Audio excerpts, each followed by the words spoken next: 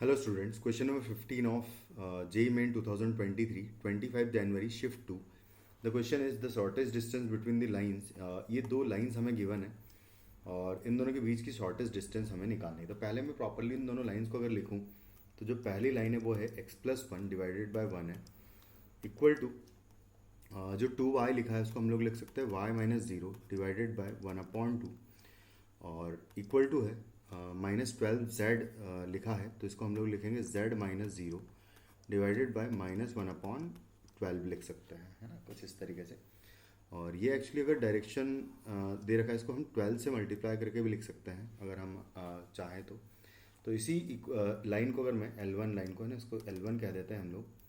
तो L1 line को हम लोग कुछ इस तरीके से भी यूज़ कर सकते हैं क्योंकि लाइन के डायरेक्शन रेशियोज हम प्रोपोर्शनल वाले यूज़ कर लें अगर तो यहाँ 12 लिख सकता हूँ मैं equal to y-0 divided by यहाँ पर आ जाएगा 6 और equal to z-0 divided by आ जाएगा हमारे पास यहाँ पर -1।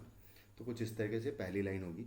सेम में मैं L2 लाइन को अगर लिखूँ तो लिखा है कि x-0 डिवाइडेड बाय 1 और equal to y+2 divided by 1 है और इक्वल टू है यहाँ से 6 कॉमन ले लें तो 6 कॉमन लेके हम लोग नीचे पहुँचा सकते हैं और अगर ऐसा करेंगे तो हमें मिलेगा z-1 और डिवाइडेड बाय आएगा 1/6 कुछ इस तरीके से आ जाएगा। इसको भी हम लोग 6 से मल्टीप्लाई कर दें अगर L2 लाइन को तो L2 लाइन हमें फाइनली मिलेगी x-0/1 सॉरी 6 से मल्टीप्लाई कर रहे हैं अगर डायरेक्शन रेशियोज को तो 6 आ जाएगा।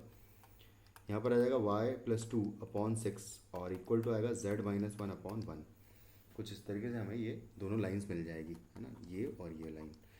और उसके बाद हम क्या करेंगे कि दोनों लाइंस के बीच की शॉर्टेस्ट डिस्टेंस चाहिए तो डायरेक्टली फार्मूला यूज़ करेंगे। तो सबसे पहले तो a-b वेक्टर निकालूंगा। a-b वेक्टर यानी कि दोनों के पोजीशन वेक्टर्स का डिफरेंस। तो फर्स्ट वाली लाइन जो है उसमें पोजीशन वेक्टर है -1 0 0 को सब्ट्रैक्ट कर दूंगा मैं। सेकेंड वाली जो लाइन है उसमें है 0 -2 और 1, ठीक है। तो 0 -2 एंड 1 से सब्ट्रैक्ट किया तो हमें a-b वेक्टर मिलेगा -1 -0 -1 आ जाएगा 0 माइनस माइनस प्लस हो जाएगा 2 कॉमा 0 -1 हो जाएगा। तो -1 2 -1 विल बी a-b वेक्टर। और p क्रॉस q वेक्टर भी सेम वे में हम लोग निकाल लेते हैं। तो p क्रॉस q वेक्टर जो है यानी कि दोनों के डायरेक्शंस के अलॉन्ग जो वेक्टर्स हैं उनका क्रॉस प्रोडक्ट। तो यहाँ आ जाएगा i j k और इसकी वैल्यू निकालेंगे तो यहाँ जाएगा 12 6 एंड -1 इसके अलॉन्ग वेक्टर है। और सेकेंड लाइन के अलॉन्ग वेक्टर देखें तो 6 6 एंड 1 है। तो इसको हम लोग कैलकुलेट कर लेते हैं और इसको कैलकुलेट करके p क्रॉस q वेक्टर हमारे पास आ जाएगा। तो इसकी वैल्यू हो जाएगी i में 6 माइनस प्लस 12 हो जाएगा ये i कैप। और j मैंने देखे तो -j टाइम्स आएगा 12 + 6 यानी कि -18 j कैप आ जाएगा माइनस के साथ आएगा क्योंकि। और उसके बाद आएगा +k टाइम्स, है ना, k में आएगा इसको और इसको हम लोग गायब कर देंगे तो 12 × 6 और माइनस आएगा 6 × 6। तो यहाँ अगर देखें तो 6 कॉमन ले लें तो 12 - 6 हो जाएगा 6 यानी कि 6 × 6 हो जाएगा फाइनली।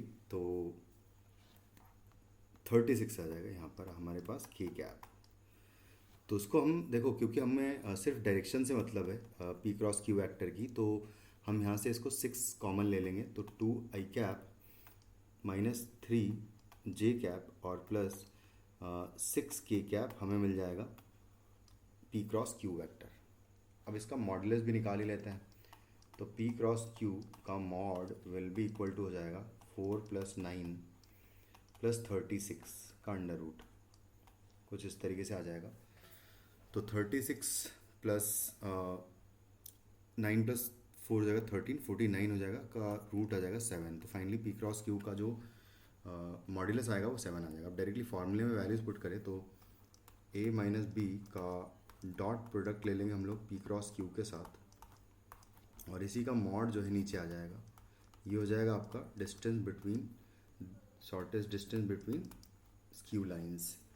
तो ये हो जाएगा तो a - b वेक्टर -1 2 -1 है तो -1 2 -1 और का डॉट लेंगे हम लोग p क्रॉस q वेक्टर के साथ जो कि है 2 - 3 6 2 - 3 एंड 6 और डिवाइडेड बाय करेंगे 7 से, जो कि इसका मॉड्यूलस है। तो यहाँ पर आ जाएगा, और मॉड तो खैर लेना ही है हमें इसका, है ना, पूरे का मॉड लेना है क्योंकि डिस्टेंस है ये। तो ये हो जाएगा -2, और यहाँ से आ जाएगा 2 × 3 हो जाएगा -6, ये हो जाएगा -6, और डिवाइडेड बाय आ जाएगा 7 का मॉड्यूलस। 6 × 6, 6 + 6 12 + 2 हो जाएगा 14/7 हो जाएगा आंसर आपका 2। तो distance between these two lines will be 2। Thank you.